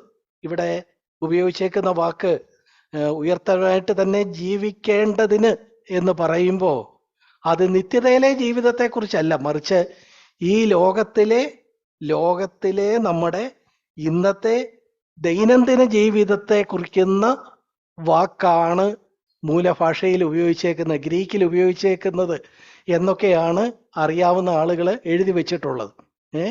ജീവിക്കുക, ഉയർത്തവനായിട്ട് തന്നെ ജീവിക്കുക. ആ ജീവിക്കുക എന്നുള്ള വാക്ക് നിത്യതയിൽ നമ്മൾ കർത്താവിനായിട്ട് ജീവിക്കുമെന്നുള്ളതല്ല, മറിച്ച് ഇന്നത്തെ നമ്മുടെ ലോക ജീവിതത്തെ കുറിക്കുന്ന സോയെ എന്ന ഒരു ഗ്രീക്ക് വാക്കാണ് പോലും. ഇസഡോ ഇ സോയെ എന്നൊരു ഗ്രീക്ക് വാക്കാണ് ഉപയോഗിച്ചിരിക്കുന്നത്. ആ സോയെ എന്ന വാക്ക് നമ്മുടെ ഈ ലോകത്തിലെ ജീവിതത്തെയാ കുറിക്കുന്നത് എന്നാ പറഞ്ഞേക്കുന്നത്. ഈ സോയെ എന്നുള്ള ഗ്രീക്ക് വാക്കിൽ നിന്നാണ് സുവോളജി എന്ന വാക്കുണ്ടായിട്ടുള്ളത് എന്നാ ഞാൻ കേട്ടിട്ടുള്ളത്. സുവോളജി എന്ന് പറഞ്ഞാല് ജീവനെ സംബന്ധിച്ച പഠനം. ജീവനെ സംബന്ധിച്ച പഠനം കുഞ്ഞുങ്ങൾക്കറിയാം. സുവോളജി ജീവനെ സംബന്ധിച്ച പഠനം. അപ്പൊ ഇന്ന് ഉള്ള ജീവനെ സംബന്ധിച്ച പഠനം സുവോളജി, അതേ വാക്ക് തന്നെ ഇന്ന് നമ്മുടെ ജീവിതത്തോടുള്ള ബന്ധത്തിൽ വേണം നമ്മൾ എന്ത് വേണ്ടത്? നമ്മള് നമുക്കായിട്ട് ജീവിക്കാതെ നമുക്ക് വേണ്ടി മരിച്ചുയർത്തവനായിട്ട് അവനോടൊപ്പം ജീവിക്കുന്നു. ഉയർത്തവനായിട്ട് തന്നെ ജീവിക്കേണ്ടതിന് അവന് വേണ്ടി എന്നാണ് ഇവിടെ മലയാളത്തിൽ കാണുന്നത്. എന്നാൽ മൂലഭാഷയിൽ രണ്ടർത്ഥമുണ്ടെന്നാണ് കേട്ടിട്ടുള്ളത്. With him, in him. അവനോടൊപ്പം ജീവിക്കുന്നു, അവനോടൊപ്പം ജീവിക്കുന്നു, അവനിൽ ജീവിക്കുന്നു. കണ്ടോ? അപ്പൊ നമ്മൾ ഇന്ന് ജീവിക്കുമ്പോൾ അവന് വേണ്ടിയാണ് ജീവിക്കുന്നത്. അതുപോലെ തന്നെ അവനോടൊപ്പമാണ് ജീവിക്കുന്നത്, അവനിലാണ് ജീവിക്കുന്നത്, ക്രിസ്തുവിൽ ജീവിക്കുന്നു, ക്രിസ്തുവിനോടൊപ്പം ക്രിസ്തുവിനോടുള്ള കൂട്ടായ്മയിൽ ജീവിക്കുന്നു, ക്രിസ്തുവിന് വേണ്ടി ജീവിക്കുന്നു. ചുരുക്കത്തിൽ നമുക്ക് വേണ്ടി എപ്പോഴാണ് ജീവിക്കുന്നത്? നമുക്ക് വേണ്ടി ഒരു ജീവിതമില്ല. ഈ വാക്കുകളൊക്കെ കേൾക്കുമ്പോൾ നിങ്ങൾക്ക് പേടി തോന്നണ്ടേ? സ്വാഭാവികമായിട്ട് മനുഷ്യരെന്നുള്ള നിലയിൽ നമുക്ക് പേടി തോന്നണ്ടേ? നമ്മള് മരിച്ചെന്നും നമ്മളിപ്പോ ജീവിക്കുന്നത് നമുക്ക് വേണ്ടിയല്ല, കർത്താവിന് വേണ്ടിയാണെന്നും എനിക്കായിട്ട് ഞാൻ ജീവിക്കുന്നില്ലെന്നും ഒക്കെ പറയുമ്പോ, എന്ന് വെറുതെ പറയുകയല്ല, അങ്ങനെ ഞാൻ നിർണയിച്ചിരിക്കുന്നു, അങ്ങനെ കൺക്ലൂഡ് ചെയ്തിരിക്കുന്നു എന്ന് പറയുമ്പോ, പ്രിയപ്പെട്ടവരെ, ഇതൊക്കെ എങ്ങനെ കഴിയും? ഇത് കഴിയുന്നത് ഒരു നിലയിലേ ഉള്ളൂ, കർത്താവിനോടുള്ള നമ്മുടെ സ്നേഹത്തെ പ്രതി. കർത്താവ് നമുക്ക് എന്ത് ചെയ്തു എന്നുള്ളത് കാണുക. അവിടെ കാണുന്നു ക്രിസ്തുവിന്റെ സ്നേഹം. കർത്താവിന്റെ സ്നേഹം നമ്മളെ തേടി വന്നു. നമ്മൾ പാവികളായിരിക്കെ, ഈ ലോകത്തിൽ നമ്മൾ ഒന്നുമല്ലാതായിരിക്കെ, നമ്മുടെ ജനനത്തിനൊക്കെ മുമ്പ് തന്നെ നിത്യതയിൽ അവിടുന്ന് നമ്മളെ കണ്ടു, നമ്മളെ സ്നേഹിച്ചു. ആ സ്നേഹത്തോടുള്ള പ്രതികരണം എന്നുള്ള നിലയിൽ നമുക്ക് എന്ത് ചെയ്യാൻ കഴിയും? ഇന്ന് ജീവിച്ചിരിക്കെ തന്നെ പാപത്തോടും ലോകത്തോടും പൈശാചിന്റെ തന്ത്രങ്ങളോടും മരിച്ചവളാണ് എന്ന നിലയിൽ ജീവിക്കാൻ ഒക്കും. അതുപോലെ തന്നെ ഇന്ന് ജീവിക്കുമ്പോൾ നമ്മുടെ ഇൻട്രസ്റ്റിനല്ല ജീവിക്കുന്നത്, നമുക്ക് വേണ്ടി മരിച്ചുയർത്തവനായിട്ട് അവനെ പ്രതി ജീവിക്കണം. അവനെ പ്രതി ജീവിക്കണമെന്ന് പറയുമ്പോൾ നമ്മൾ അതുകൊണ്ട് ഈ ലോകത്തൊന്നും ചെയ്യാൻ പാടില്ല, ഈ നിലയില് ഹിമാലയത്തിൽ പോയി കർത്താവെന്ന് പറഞ്ഞ് സന്യസിക്കാനാണോ? അല്ല. നമ്മൾ ഇവിടെ തന്നെയാണ് ജീവിക്കുന്നത്. ഇതേ ഓഫീസ്, നമ്മളിപ്പോ ചെയ്യുന്ന അതേ ജോലി തന്നെയാണ് ചെയ്യുന്നത്. രാവിലെ അതേ ബസ്സിൽ തന്നെ കയറുന്നത്, വൈകിട്ട് അതേ ബസ്സിൽ തന്നെ ആയിരിക്കും വരുന്നത്. ദിവസവും കാണുന്ന അതേ ആളുകളോടാണ് നമ്മൾ ചിരിക്കുകയും വർത്തമാനവും ഒക്കെ പറയുകയും ചെയ്യുന്നത്. പക്ഷേ നമ്മുടെ ഉള്ളിൽ ഒരു നിലപാടുണ്ടാകണം. ഞാന് ഇന്ന് ജീവിക്കുന്നു, ചിരിക്കുന്നു, കൈ കൊടുക്കുന്നു, ഹലോ പറയുന്നു, ഇതൊക്കെ ഉണ്ടെങ്കിലും, ഓഫീസിൽ ജോലി ചെയ്യുന്നു, ശമ്പളം വാങ്ങുന്നു, കുഞ്ഞുങ്ങളെ വളർത്തുന്നു, ഇതൊക്കെ ഉണ്ടെങ്കിലും ഞാന് എനിക്കായിട്ട് ജീവിക്കുന്നില്ല, എനിക്ക് വേണ്ടി മരിച്ചുയർത്തവനായിട്ട് ജീവിക്കുന്നു, അങ്ങനെ തീരുമാനിച്ചിരിക്കുന്നു എന്നുള്ള ഒരു നിലപാട് നമ്മുടെ ജീവിതത്തെ സംബന്ധിച്ചിടത്തോളം ഉണ്ടാകണം. പ്രിയപ്പെട്ടവരെ, ഇത് ഒരു ഒറ്റപ്പെട്ട വാക്യമല്ല. നമുക്കറിയാം, ബൈബിള് നമ്മൾ സസൂക്ഷ്മം വായിക്കുമ്പോൾ, പുതിയ നിയമം വായിക്കുമ്പോൾ പലയിടത്തും ഈ നിലയിലുള്ള പ്രയോഗങ്ങൾ നമുക്ക് കാണാൻ കഴിയും. ഗലാത്യർക്ക് എഴുതിയ ലേഖനം 2-ാം അധ്യായം അതിന്റെ 20-ാമത്തെ വാക്യം എന്താ? ഇനിയും ജീവിക്കുന്നത് ഞാനല്ല. ഗലാത്യർ 2:20, ഗലാത്യർക്ക് എഴുതിയ ലേഖനം 2-ാം അധ്യായം അതിന്റെ 20-ാമത്തെ വാക്യം നമ്മൾ പലപ്പോഴും വായിക്കാറുള്ള ഒരു വാക്യമാണ്. അവിടെ എന്താ നമ്മൾ കാണുന്നത്? ഞാൻ ക്രിസ്തുവിനോടുകൂടെ ക്രൂശിക്കപ്പെട്ടിരിക്കുന്നു. അതായത് ക്രിസ്തുവിനോടുകൂടെ ഞാൻ മരിച്ചിരിക്കുന്നു, ക്രൂശിക്കപ്പെട്ടിരിക്കുന്നു, മരിച്ചിരിക്കുന്നു. ഇനി ജീവിക്കുന്നത് ഞാനല്ല, ക്രിസ്തു അത്രേ എന്നിൽ ജീവിക്കുന്നു. നമ്മളിപ്പോൾ വായിച്ച വാക്യത്തിൽ പറയുന്ന അതേ കാര്യങ്ങളൊക്കെയാണ് ഗലാത്യർ 2:20 പറയുന്നത്. അവിടെയും രണ്ട് നിലപാടാ. ഞാൻ മരിച്ചു, ഞാനിപ്പോ ജീവിക്കുന്നു, പക്ഷേ ഞാൻ ജീവിക്കുന്നത് എനിക്കായിട്ടല്ല, ക്രിസ്തു അത്രേ എന്നിൽ ജീവിക്കുന്നു. അവിടെ ജീവിക്കുന്നത് ഞാനല്ല, മറിച്ച് അവനാണ് എന്നിൽ ജീവിക്കുന്നത്. Not I but Christ. ഞാനല്ല, കർത്താവ് എന്നിൽ ജീവിക്കുന്നു. ഇവിടെ നമ്മൾ ഈ വായിച്ച ഈ വാക്യം ഇതിനെ മറ്റൊരു വാക്യത്തോട് താരതമ്യം ചെയ്യുമ്പോൾ നമുക്ക് കുറച്ചുകൂടെ ഈ വാക്യത്തിന്റെ ഗൗരവം മനസ്സിലാകും. അതായത് നമ്മൾ 2 കൊരിന്ത്യർ 5:15 വായിച്ചത്. 15-ൽ വായിച്ചത് എന്താ? നമ്മള് നമുക്കായിട്ടല്ല, നമുക്ക് വേണ്ടി മരിച്ചുയർത്തവനായിട്ട് തന്നെ ജീവിക്കേണ്ടതിനാണ് കർത്താവ് എല്ലാവർക്കും വേണ്ടി മരിച്ചത് എന്നാണ് അവിടെ പറയുന്നത്. അപ്പൊ കർത്താവ് മരിച്ചത് എന്തിനാ? കർത്താവ് എന്തിനാ മരിച്ചത്? കർത്താവ് മരിച്ചത് ഈ വാക്യം അനുസരിച്ച് നമ്മൾ നമുക്കായിട്ട് ജീവിക്കാതിരിക്കാനാ കർത്താവ് മരിച്ചത്. എന്നാൽ കർത്താവ് അതിനായിട്ടാണോ മരിച്ചത്? വേറൊരു വാക്യം 1 കൊരിന്ത്യർ 15-ാമത്തെ അധ്യായത്തില് നോക്കുക. 15-ാം അധ്യായത്തിന്റെ 3-ാമത്തെ വാക്യത്തില് നമുക്ക് പരിചിതമായ ഒരു വാക്യമാണല്ലോ. അതിന്റെ 3-ാമത്തെ വാക്യം, അവിടെയും ക്രിസ്തു മരിച്ചെന്നാ പറഞ്ഞേക്കുന്നത്. ക്രിസ്തു നമ്മുടെ പാപങ്ങൾക്ക് വേണ്ടി തിരുവെഴുത്തിൻ പ്രകാരം മരിച്ചടക്കപ്പെട്ട തിരുവെഴുത്തുകളിൻ പ്രകാരം 3-ാം നാൾ ഉയർത്തെഴുന്നേറ്റു. ഇവിടെ കണ്ടോ 15-ന്റെ 3-ൽ 1 കൊരിന്ത്യർ 15-ന്റെ 3-ൽ പറയുന്നു, ക്രിസ്തു മരിച്ചതും ക്രിസ്തു ഉയർത്തെഴുന്നേറ്റതും എന്തിനു വേണ്ടിയാ? നമ്മുടെ പാപങ്ങൾക്ക് വേണ്ടിയാ. നമ്മുടെ പാപങ്ങൾക്ക് വേണ്ടി. അപ്പൊ ഈ വാക്യം അനുസരിച്ച് ആരെങ്കിലും നമ്മളോട് ചോദിക്കുക, ക്രിസ്തു എന്തിനാ മരിച്ചത്, ക്രിസ്തു എന്തിനാ ഉയർത്തെഴുന്നേറ്റത്? അത് നമ്മുടെ പാപങ്ങള് പരിഹരിക്കാനാണ്. അതേസമയം 2 കൊരിന്ത്യർ 5:15 അനുസരിച്ച് ഒരാൾ ചോദിക്കുക, ക്രിസ്തു മരിച്ചതും ക്രിസ്തു ഉയർത്തെഴുന്നേറ്റതും എന്തിനാ? അതിന് മറുപടി എന്താ? നമ്മള് നമുക്കായിട്ട് ജീവിക്കാതെ കർത്താവിനായിട്ട് ജീവിക്കാൻ വേണ്ടിയാണ് കർത്താവ് അങ്ങനെ ചെയ്തത്. അപ്പോ പാപം എന്ന് പറഞ്ഞാൽ എന്താ? പാപം എന്ന് പറഞ്ഞാൽ നമ്മൾ നമുക്കായിട്ട് ജീവിക്കുന്നതാണ് പാപം എന്ന് ഈ 2 വാക്യത്തെ താരതമ്യം ചെയ്ത് നമുക്ക് പറയാം. പറഞ്ഞത് മനസ്സിലായോ പ്രിയപ്പെട്ടവരെ?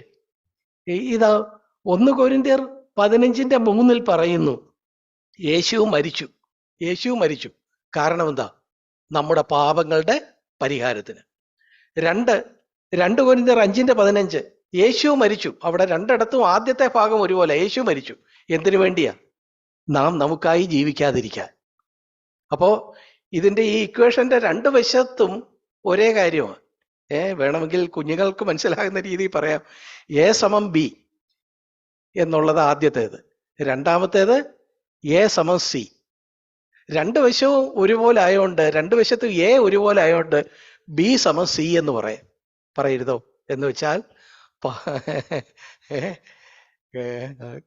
കുഞ്ഞുങ്ങൾക്ക് മനസ്സിലായെന്ന് തോന്നുന്നു. അതായത് യേശു മരിച്ചു നമ്മുടെ പാപങ്ങൾക്ക് വേണ്ടി, യേശു മരിച്ചു നാം നമുക്കായിട്ട് ജീവിക്കാതിരിക്കാൻ. അപ്പൊ പാപം എന്ന് പറഞ്ഞാൽ എന്താ? വലതുവശത്തുള്ള 2 എടുക്കുക. പാപം സമം നമ്മൾ നമുക്കായിട്ട് ജീവിക്കുന്നത്. കണ്ടോ? അങ്ങനെ നമ്മൾ കണ്ടിട്ടുണ്ടോ? നമ്മൾ നമുക്കായിട്ട് ജീവിക്കുന്നത് പാപമാണ് എന്ന് നമ്മൾ കണ്ടിട്ടുണ്ടോ? ഇവിടെ പക്ഷേ നമ്മൾ ഈ വാക്യങ്ങളെ താരതമ്യം ചെയ്യുമ്പോൾ അങ്ങനെയാണ് പറയുന്നത്. പ്രിയപ്പെട്ടവരെ, ഇങ്ങനെ വളരെ ഗൗരവമുള്ള, നമുക്ക് സ്വാഭാവികമായിട്ട് നമുക്ക് ഉൾക്കൊള്ളാനായിട്ട് പ്രയാസമുള്ള പല വാക്യങ്ങൾ ഇതുപോലെ തന്നെ മരണത്തോടുള്ള ബന്ധത്തോടും ജീവനോടുള്ള ബന്ധത്തിലും നമുക്ക് കാണാൻ കഴിയും. 2 കൊരിന്ത്യർ 15 നമ്മൾ വായിച്ച 2 കൊരിന്ത്യർ 5:15 നമ്മൾ വായിച്ചതുപോലെ, അല്ലെങ്കിൽ ഗലാത്യർ 2:20 നമ്മൾ വായിച്ചതുപോലെ ഉള്ള ഒരു വാക്യമാണ് റോമർ 14:7-8 വാക്യങ്ങൾ. റോമർ 14:7-8 വാക്യങ്ങൾ. ആ വാക്യങ്ങൾ നിങ്ങൾ കണ്ടിട്ടുണ്ടോ? അതും ഇതുപോലെ തന്നെ ഗൗരവമുള്ള കാര്യമാണ്. മരണത്തെക്കുറിച്ചും ജീവനെക്കുറിച്ചുമാണ് പറയുന്നത്. ഇവിടെ നമ്മൾ കാണുന്നു, നമ്മിലാരും, അതിൻ്റെ 7-8 വാക്യങ്ങൾ, നമ്മിലാരും തനിക്കായി തന്നെ ജീവിക്കുന്നില്ല, ആരും തനിക്കായി തന്നെ മരിക്കുന്നതുമില്ല. ജീവിക്കുന്നുവെങ്കിൽ നാം കർത്താവിനായി ജീവിക്കുന്നു, മരിക്കുന്നുവെങ്കിൽ കർത്താവിനായി മരിക്കുന്നു. അതുകൊണ്ട് ജീവിക്കുന്നുവെങ്കിലും മരിക്കുന്നുവെങ്കിലും നാം കർത്താവിനുള്ളവർ തന്നെ. കണ്ടോ? കൺക്ലൂഡ് ചെയ്ത് അങ്ങ് പറഞ്ഞിരിക്കുക. ജീവിക്കുന്നെങ്കിൽ കർത്താവിനായി, മരിച്ചെങ്കിൽ കർത്താവിനായിട്ട്. നമ്മളാരും തനിക്കായി തന്നെ ജീവിക്കുന്നില്ല, തനിക്കായി തന്നെ മരിക്കുന്നതുമില്ല. നാം ജീവിക്കുന്നുവെങ്കിൽ കർത്താവിനായി ജീവിക്കുന്നു, മരിക്കുന്നുവെങ്കിൽ കർത്താവിനായി മരിക്കുന്നു. അതുകൊണ്ട് ജീവിക്കുന്നുവെങ്കിലും മരിക്കുന്നുവെങ്കിലും നാം കർത്താവിനുള്ളവർ തന്നെ. ഈ വാക്യമൊക്കെ ആരോടാ സംസാരിക്കുന്നത്? ഒന്നുകിൽ നമുക്ക് ഈ വാക്യത്തെ ഗൗരവമായിട്ട് എടുത്ത് ഇത് എനിക്ക് വേണ്ടിയുള്ള വാക്യമാണെന്ന് എടുക്കാം, അല്ലെങ്കിൽ ഇങ്ങനൊക്കെ ഓരോന്ന് പറയും, ഇത് വല്ലതും നടക്കുമോ എന്ന് പറഞ്ഞ് നമുക്ക് നമ്മുടേതായ വഴിയിൽ പോകാം. ഏതാ നമ്മൾ ആഗ്രഹിക്കുന്നത്? മറ്റൊരു വാക്യം നോക്കുക, 1 കൊരിന്ത്യർ 6:19. 1 കൊരിന്ത്യർ 6:19 അതിന്റെ അവസാന ഭാഗം, നിങ്ങളെ വിലയ്ക്ക് വാങ്ങിയിരിക്കാൻ നിങ്ങൾ താങ്കൾക്കുള്ളവരല്ല എന്ന് അറിയുന്നില്ലയോ? കണ്ടോ? ഇവിടെ പറഞ്ഞേക്കുന്നത് നമ്മളെ കർത്താവ് വിലയ്ക്ക് വാങ്ങി, അതുകൊണ്ട് നമ്മൾ താങ്കൾക്കുള്ളവരല്ല. ഈ നമ്മുടെ ജീവിതം എന്ന് പറയുന്നത് നമ്മുടെ ജീവിതമല്ല, നമ്മളെ വിലയ്ക്ക് വാങ്ങിയവന്റെ ജീവിതമാണ്. നമ്മുടെ ഉടമസ്ഥാവകാശം കൈമാറ്റം ചെയ്യപ്പെട്ടു, കൈമാറി.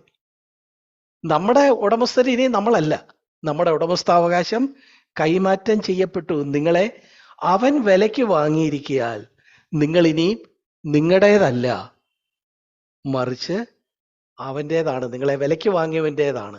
ഇത് അറിയുന്നില്ലയോ? കൂടെ കണ്ടോ? ഇത് അറിയുന്നോ അറിയുന്നു എന്നിങ്ങനെ ആവർത്തിക്കുന്നത് എന്തുകൊണ്ടാ? കാരണം ഇത് നമ്മൾ അറിയണം അറിയണം അറിയണം. അല്ലാതെ വെറുതെ വായിച്ചു പോയാൽ പോരെ. 1 പത്രോസ് 2:24 നമ്മൾ ഇതുപോലെ തന്നെ നമുക്ക് കാണാൻ കഴിയും. 1 പത്രോസ് 2:24 നാം പാപം സംബന്ധിച്ച് മരിച്ച് നീതിക്ക് ജീവിക്കേണ്ടതിന് അവൻ തന്റെ ശരീരത്തിൽ നമ്മുടെ പാപങ്ങളെ ചുമന്നുകൊണ്ട് ക്രൂശിന്മേൽ കയറി. അവൻ എന്ന് പറയുന്നത് കർത്താവായ യേശു ക്രിസ്തു. കർത്താവായ യേശു ക്രിസ്തു പാപങ്ങളെ തന്റെ ശരീരത്തിൽ ചുമന്നുകൊണ്ട് ക്രൂശിൽ കയറിയത് എന്തിനാ? അല്ലെങ്കിൽ കർത്താവ് മരിച്ചത് എന്തിനാ? കർത്താവ് മരിച്ചതിന് ഒരൊറ്റ ലക്ഷ്യമേ ഉള്ളൂ എന്നാ ഇവിടെ 1 പത്രോസ് 2:24 പറയുന്നത്. നമ്മള് മരിക്കാനും, നമ്മൾ പാപം സംബന്ധിച്ച് മരിച്ച് നീതിയെ ആ നിലയിലെ വ്യക്തിനിഷ്ഠമായിട്ട് കാണുന്നത് കർത്താവിലാണല്ലോ. അപ്പൊ കർത്താവിനായിട്ട് ജീവിക്കാന്, പാപം സംബന്ധിച്ച് മരിച്ച് നീതിക്ക് നമ്മൾ ജീവിക്കാൻ വേണ്ടിയാണ് കർത്താവായ യേശു ക്രിസ്തു ക്രൂശിക്കപ്പെട്ടത്. നമ്മൾ വിചാരിച്ചു നമ്മുടെ പാപങ്ങൾ പരിഹരിക്കാനാണ്, നേരത്തെ നമ്മൾ പറഞ്ഞതുപോലെ. എന്നാ ഇവിടെ കണ്ടോ, നമ്മുടെ പാപങ്ങൾക്ക് നമ്മൾ പാപം സംബന്ധിച്ച് എന്നേക്കും മരിച്ചു. ഇന്ന് ജീവിക്കുന്നത് നമുക്കായിട്ടല്ല, കർത്താവിനായിട്ട്, നീതിക്കായിട്ട് ജീവിക്കുന്നു. ഇതേ കാര്യം തന്നെയാണ് അവിടെ പറയുന്നത് പ്രിയപ്പെട്ടവരെ. അതുകൊണ്ടാണ് റോമർ 14:7-8 വാക്യങ്ങൾ ഇതേ കാര്യം പറഞ്ഞത്. നമ്മൾ നേരത്തെ വായിച്ചു. നമ്മിൽ ആരും തനിക്കായി തന്നെ ജീവിക്കുന്നില്ല, തനിക്കായി തന്നെ മരിക്കുന്നുമില്ല. നാം ജീവിക്കുന്നുവെങ്കിൽ കർത്താവിനായി ജീവിക്കുന്നു, മരിക്കുന്നുവെങ്കിൽ കർത്താവിനായിട്ട് മരിക്കുന്നു. നമ്മുടെ മുമ്പിലുള്ള നാളുകളിൽ ഒരുപക്ഷെ ഇതേ വരെ നമ്മൾ ഈ കാര്യത്തെ ഗൗരവമായിട്ട് എടുത്തിട്ടില്ലെങ്കിൽ, ഇന്ന് നമ്മൾ ഈ മേശയിലെ പങ്കാളികളാകുമ്പോൾ, കർത്താവ്, ഇതാണല്ലോ നീ എന്നെക്കുറിച്ച് ആഗ്രഹിക്കുന്നത്, നീ ഇതാണല്ലോ എന്നെക്കുറിച്ച് ആഗ്രഹിക്കുന്നത്, ഇതാണല്ലോ നീ എന്നെക്കുറിച്ച് ബൈബിളിലെ പല ഭാഗങ്ങളിൽ നമ്മൾ പല വാക്യങ്ങൾ വായിച്ചല്ലോ. ഈ വാക്യങ്ങളെല്ലാം ആവർത്തിച്ച് ഈ കാര്യം പറയുമ്പോൾ എനിക്ക് മുന്നോട്ടുള്ള ജീവിതത്തിൽ ഞാൻ എന്നെ തന്നെ ഈ ലോകത്തിന് മരിച്ചവളായിട്ട് എണ്ണു. അതുപോലെ ഇനിയും ജീവിക്കുന്നത് എനിക്ക് വേണ്ടി മരിച്ചുയർത്തവനായിട്ടാണ് ഞാൻ ജീവിക്കുന്നത്, അല്ലാതെ എനിക്കായിട്ടല്ല ജീവിക്കുന്നത് എന്നൊരു നിലപാട് ഞാൻ സ്വീകരിക്കും. അങ്ങനെ നിർണയിച്ചിരിക്കുന്നു. ഇതിനെങ്ങനെ കഴിയും? കർത്താവേ, എന്നെ കൊണ്ട് കഴിയയില്ല. യേശുവിൻ്റെ സ്നേഹം, ആ സ്നേഹത്തെ കൂടുതൽ കാണാൻ പരിശുദ്ധാത്മാവേ എന്നെ സഹായിക്കണേ. ആ സ്നേഹത്തെ പ്രതി ഇങ്ങനെ ഈ ലോകത്തിന് മരിച്ചവനും മരിച്ചവളായിട്ടും, അതുപോലെ ഇന്ന് എനിക്കായിട്ടല്ല നിനക്കായിട്ട് തന്നെ ജീവിക്കുന്നവളായിട്ടും ജീവിക്കാൻ ഈ സ്നേഹത്തെ എനിക്ക് കൂടുതൽ ഓരോ ദിവസവും പരിശുദ്ധാത്മാവിനാൽ കൂടുതൽ പ്രസ്പഷ്ടമാക്കി തരണേ. എൻ്റെ ജീവിത സാഹചര്യങ്ങളിൽ ഇതിനെ ഒരു യാഥാർത്ഥ്യമാക്കി തരണേ എന്നൊരു പ്രാർത്ഥന ഇന്ന് നമുക്ക് ഉണ്ടായിരിക്കണം. പ്രിയപ്പെട്ടവരെ, ഞാൻ ഒരു കാര്യം കൂടെ പറഞ്ഞ് ഞാൻ എൻ്റെ വാക്കുകളെ അവസാനിപ്പിക്കാം. അതായത്, നമുക്ക് ഈ ഒരു വാക്യം ഇത്രയും നമ്മൾ ചിന്തിച്ചതിൻ്റെ അടിസ്ഥാനത്തിൽ നമുക്കൊരു വാക്യം ഒന്ന് നോക്കാം. 1 തെസ്സലോനിക്കർ അതിൻ്റെ 2-ാം അധ്യായം 11-12 വാക്യങ്ങൾ പൗലോസ് പറയുകയാണ്.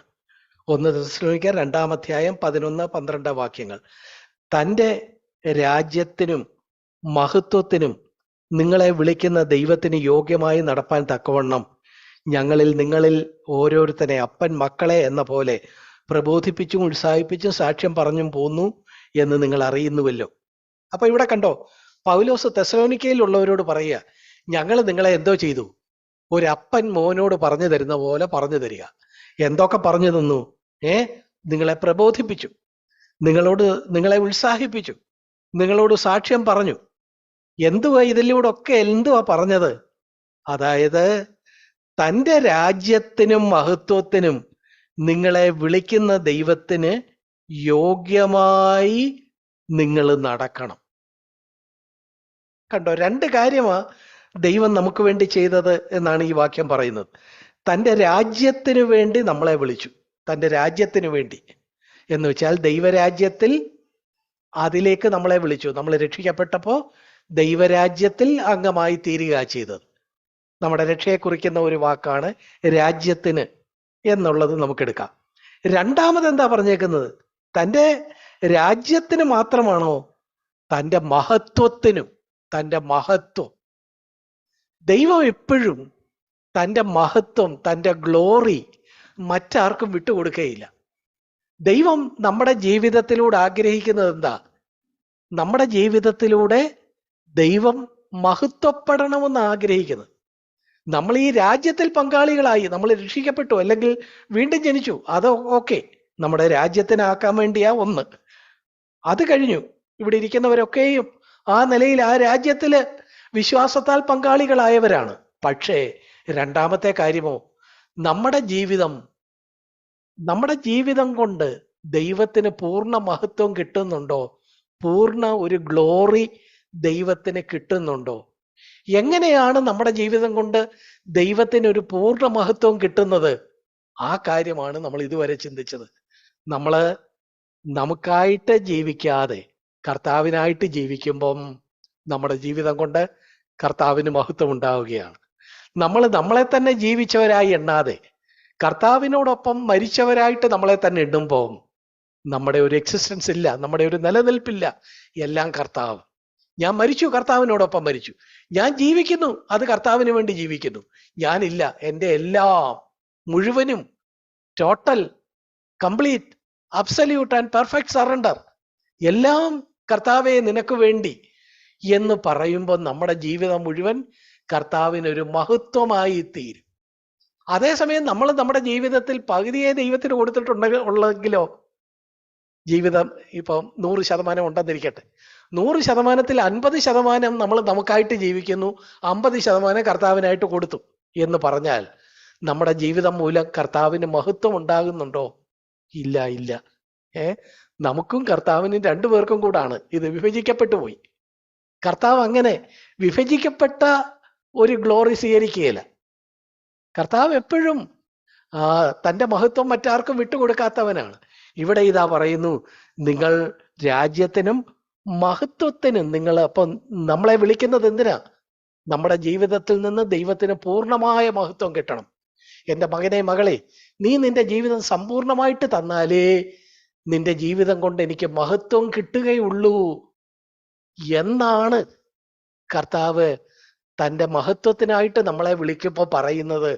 പൗലോസ് പറയുന്നു, ഞാൻ ആ കാര്യത്തിനായിട്ട് തെസ്സലോനിക്കരെ നിങ്ങളെ പ്രബോധിപ്പിക്കുന്നു, നിങ്ങളെ ഉത്സാഹിപ്പിക്കുന്നു, നിങ്ങളെ സാക്ഷ്യപ്പെടുത്തുന്നു, എല്ലാം ചെയ്യുന്നു, എന്നെ കൊണ്ടാകുന്നതെല്ലാം ചെയ്യുന്നു. അതൊരു അപ്പൻ മക്കളോട് പറയുന്ന പോലെ ഞാൻ നിങ്ങളോട് എത്രയും വീണ് കേണ് പറയുകയാണ് ചെയ്യുന്നത് എന്നൊക്കെയാണ് 1 തെസ്സലോനിക്കർ 2:11-12 വാക്യങ്ങളിൽ പറയുന്നത്. പ്രിയപ്പെട്ടവരെ, ദൈവത്തിന് മഹത്വം എപ്പോഴും ദൈവം നമ്മിൽ നിന്ന് ആഗ്രഹിക്കുന്നുണ്ട്. നമുക്ക് എഫേസ്യർക്ക് എഴുതിയ ലേഖനം 1-ാം അധ്യായത്തില് 3 വാക്യങ്ങൾ നമുക്ക് നോക്കാം. 3 വാക്യങ്ങൾ. എഫേസ്യർക്ക് എഴുതിയ ലേഖനം 1-ാം അധ്യായം അതിൻ്റെ 6-ാമത്തെ വാക്യം. 6-ാമത്തെ വാക്യം എന്താ? നമുക്ക് സൗജന്യമായി നൽകിയ തൻ്റെ കൃപാമഹത്വത്തിന്റെ പുകഴ്ചയ്ക്കായി. ഇവിടെ എന്താ പറയുന്നത്? ദൈവത്തിന് മഹത്വത്തിന്റെ പുകഴ്ച കിട്ടണം. കണ്ടോ? മഹത്വത്തിന്റെ പുകഴ്ച, പ്രൈസ് ഓഫ് ഹിസ് ഗ്ലോറി. ആ നിലയില് അതിൻ്റെ ഒരു കൃപാമഹത്വത്തിന്റെ, ഗ്ലോറിയസ് ഗോസ്പൽ, ഗ്ലോറിയസ് ഗ്രേസിന്റെ ഒരു പ്രൈസ് തനിക്ക് കിട്ടണം. ഇത് ആരെക്കുറിച്ചാ പറഞ്ഞേക്കുന്നത്? നമ്മൾ അതിന്റെ മുകൾ വശം നോക്കുമ്പോൾ പിതാവിനെ കുറിച്ചാ പറഞ്ഞേക്കുന്നത്. കണ്ടോ? അതിന്റെ 3-ാമത്തെ വാക്യം മുതൽ. ഞാൻ ഇതെല്ലാം എടുത്ത് വായിക്കാൻ സമയമില്ല, ഞാൻ വളരെ വേഗത്തിൽ പറഞ്ഞു പോവുകയാണ്. നിങ്ങൾ വീട്ടിൽ ചെന്നിട്ട് പിന്നീട് നോക്കുക. ഇവിടെ മഹത്വം കിട്ടണം, മഹത്വത്തിന്റെ പുകഴ്ച ആരെ സംബന്ധിച്ച് കിട്ടണമെന്നാ പറയുന്നത്? നമ്മുടെ ജീവിതം കൊണ്ട് മഹത്വത്തിന്റെ പുകഴ്ച ആർക്ക് കിട്ടണമെന്നാ പറയുന്നത്? പിതാവിനെ കുറിച്ചാ. കണ്ടോ? 3 മുതൽ ദൈവവും പിതാവുമായവൻ വാഴ്ത്തപ്പെട്ടവൻ, അവൻ ആ പിതാവിനെ കുറിച്ച് പറയുന്നിടത്താണ് പിതാവിന് നമ്മുടെ ജീവിതം കൊണ്ട് മഹത്വത്തിന്റെ പുകഴ്ച കിട്ടണമെന്ന് പറയുന്നു. എന്നാൽ അപ്പൊ പിതാവിന് അങ്ങനെ 1-12 വാക്യം കണ്ടോ? എഫേസ്യർ 1-12 വാക്യം. അവിടെ കണ്ടോ?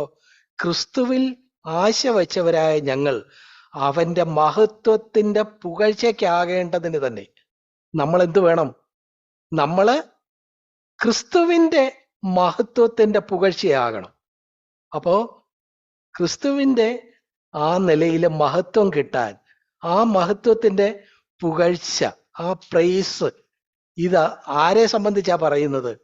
ഇത് ക്രിസ്തുവിനെ സംബന്ധിച്ചാ പറയുന്നത്. നേരത്തെ പിതാവിനെ സംബന്ധിച്ച് പറഞ്ഞു, 1:6 പിതാവിനെ സംബന്ധിച്ച്, പിതാവിന് മഹത്വത്തിന്റെ പുകഴ്ച കിട്ടണമെന്ന് പറഞ്ഞു നമ്മുടെ ജീവിതം കൊണ്ട്. ഇവിടെ ക്രിസ്തുവിന്, പുത്രന് നമ്മുടെ ജീവിതം കൊണ്ട് മഹത്വത്തിന്റെ പുകഴ്ച കിട്ടണമെന്ന് ഇവിടെ പറഞ്ഞിരിക്കുന്നു. ഇതാ അതിന്റെ 14-ാമത്തെ വാക്യം, മൂന്നാമത്തെ വാക്യത്തിലും മഹത്വത്തിന്റെ പുകഴ്ച എന്ന പ്രയോഗമുണ്ട്. തന്റെ സ്വന്തം ജനത്തിന്റെ വീണ്ടെടുപ്പിന് വേണ്ടി തന്റെ മഹത്വത്തിന്റെ പുകഴ്ചയ്ക്കായിട്ട് നമ്മുടെ അവകാശത്തിന്റെ അച്ചാരമായ വാഗ്ദത്തത്തിൻ പരിശുദ്ധാത്മാവിനാൽ മുദ്രയിട്ടിരിക്കുന്നു. ഇവിടെ ആരോട് ചേർത്ത മഹത്വത്തിന്റെ പുകഴ്ച പറഞ്ഞേക്കുന്നത്? പരിശുദ്ധാത്മാവിനോട് ചേർത്ത്. കണ്ടോ? പിതാവ്, പുത്രൻ, പരിശുദ്ധാത്മാവ്, ത്രിത്വത്തിന് മുഴുവൻ എന്താ കിട്ടണം? മഹത്വത്തിന്റെ പുകഴ്ച കിട്ടണം. മഹത്വത്തിന്റെ പുകഴ്ച ത്രിത്വത്തിന് മുഴുവൻ കിട്ടണം. പിതാവിന് കിട്ടണം എന്ന് 1:6 പറയുന്നു. പുത്രന് കിട്ടണം എന്ന് 1:12 പറയുന്നു. 1:14 പറയുന്നു പരിശുദ്ധാത്മാവിന് കിട്ടണമെന്ന്. പ്രിയപ്പെട്ടവരെ, നമ്മുടെ ഈ ജീവിതം കൊണ്ട് പിതാവിന് ആ മഹത്വത്തിന്റെ പുകഴ്ച എങ്ങനെ കിട്ടും? നമ്മുടെ ഈ ജീവിതം കൊണ്ട് പുത്രന് ഈ മഹത്വത്തിന്റെ പുകഴ്ച എങ്ങനെ കിട്ടും? നമ്മുടെ ഈ ജീവിതം കൊണ്ട് പരിശുദ്ധാത്മാവിന് ഈ മഹത്വത്തിന്റെ പുകഴ്ച എങ്ങനെ കിട്ടും? നമ്മുടെ ജീവിതം ടോട്ടലായിട്ട്, പൂർണ്ണമായിട്ട് ദൈവത്തിനായിട്ട് ഏൽപ്പിച്ചു കൊടുത്ത്, ഇനി ഞാൻ എനിക്കായിട്ട് ജീവിക്കുന്നില്ല, ജീവിക്കുന്നത് എനിക്ക് വേണ്ടി മരിച്ചുയർത്തവനായിട്ട് ഞാൻ ജീവിക്കുന്നു എന്നുള്ള നിലയിൽ പൂർണ്ണമായിട്ട് 100%, അല്ലെങ്കിൽ ആ നിലയിൽ, നമ്മളെ കൊണ്ടാകുന്ന ആ നിലയിൽ പൂർണ്ണമായിട്ട് നമുക്കായിട്ട് അത് പിടിച്ചു വയ്ക്കാതെ, ഈ ജീവിതത്തിൽ കുറെ ഞാൻ എൻ്റെ ഇൻട്രസ്റ്റിന് വേണ്ടി പിടിച്ചു വയ്ക്കുന്നു എന്നുള്ള നിലയിൽ പിടിച്ചു വയ്ക്കാതെ പൂർണ്ണമായിട്ട് നമ്മൾ കൊടുക്കുമ്പോഴാണ് നമ്മുടെ ജീവിതം പിതാവിന്റെ മഹത്വത്തിന്റെ പുകഴ്ചയാകുന്നത്, പുത്രന്റെ മഹത്വത്തിന്റെ പുകഴ്ചയാകുന്നത്, പരിശുദ്ധാത്മാവിന്റെ മഹത്വത്തിന്റെ പുകഴ്ചയാകുന്നത് എന്നുള്ള കാര്യം നമ്മൾ കാണണം. പ്രിയപ്പെട്ടവരെ, എഫേസ്യർ 1:18 കണ്ടോ? 1:18 പറയുന്നു, അവന്റെ വിളിയാലുള്ള ആശ ഇന്നതെന്നും. അപ്പൊ ദൈവം നമ്മളെ വിളിച്ചപ്പം അവിടുത്തെ പ്രതീക്ഷ എന്താ? അവിടുത്തെ ആശ എന്താ? ഞാൻ നിങ്ങളെ വിളിച്ചു, നിങ്ങൾ നിങ്ങളുടെ ജീവിതം സമ്പൂർണമായിട്ട് എനിക്ക് തരും. ഇനി ജീവിക്കുന്നവർ തങ്ങൾക്കായിട്ടല്ല, തങ്ങൾക്ക് വേണ്ടി മരിച്ചുയർത്തവനായിട്ട് തന്നെ ജീവിക്കും. ഇതായിരുന്നു പിതാവും പുത്രനും പരിശുദ്ധാത്മാവും നമ്മളെ വിളിച്ചപ്പോഴുള്ള ആശ.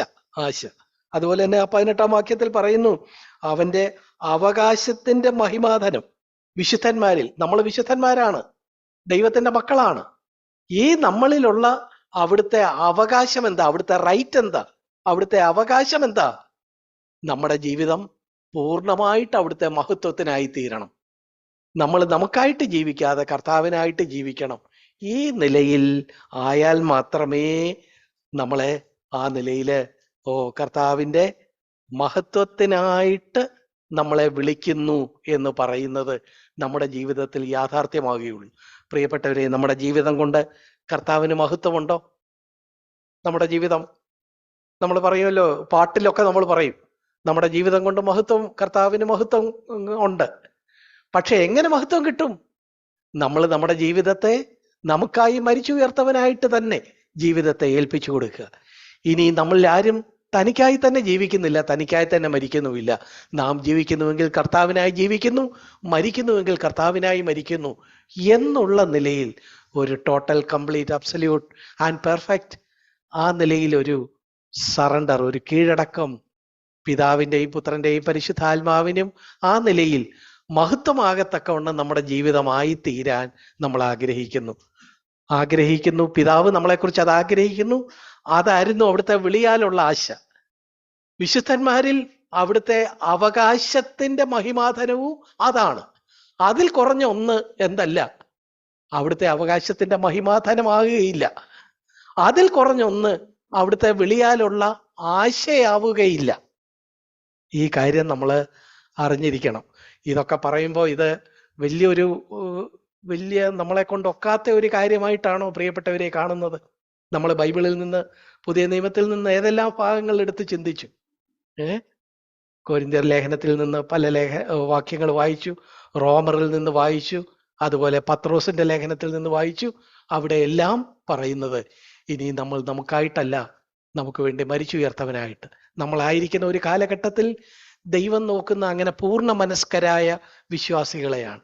ഒരു പകുതി മനസ്സുകൊണ്ട് ഇവിടെ വന്ന് എന്തെങ്കിലുമൊക്കെ ദൈവത്തിൽ നിന്ന് ചില നേട്ടങ്ങൾ കിട്ടാനായിട്ട്, അല്ലെങ്കിൽ എന്തെങ്കിലുമൊക്കെ ചില കാര്യങ്ങൾ സ്വാർത്ഥപരമായ ചില താല്പര്യങ്ങളുമായിട്ടൊക്കെ വന്ന് അങ്ങനെ കർത്താവിനെ പിന്തുടരുന്നതിനപ്പുറത്ത് നമുക്ക് കിട്ടിയാലും ഇല്ലെങ്കിലും, കർത്താവേ, ഞാൻ ഈ ലോകത്തിനും ഈ പാപത്തിന്റെ ഇമ്പങ്ങൾക്കും അതുപോലെ തന്നെ പിശാചിന്റെ തന്ത്രങ്ങൾക്കും മരിച്ചിരിക്കുന്നു.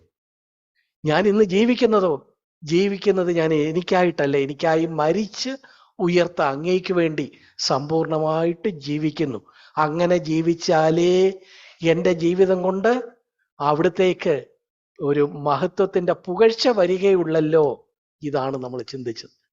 നമ്മളിത് പറയുമ്പോൾ പലപ്പോഴും ഇതെല്ലാം കേട്ടു പോകുമ്പോൾ ചിലപ്പോൾ ചില ഉദാഹരണങ്ങൾ പറയുന്നത് ചിലപ്പോൾ നമുക്ക് നല്ലതായിരിക്കും. നമ്മൾ ചിലപ്പോൾ ഈ വലിയ കാര്യങ്ങളെക്കാൾ ഉദാഹരണങ്ങൾ ഓർത്തിരിക്കും. ഇപ്പൊ സെന്റ് അഗസ്റ്റിന്റെ കാര്യം പറഞ്ഞത് നിങ്ങൾ മറക്കുകയില്ല.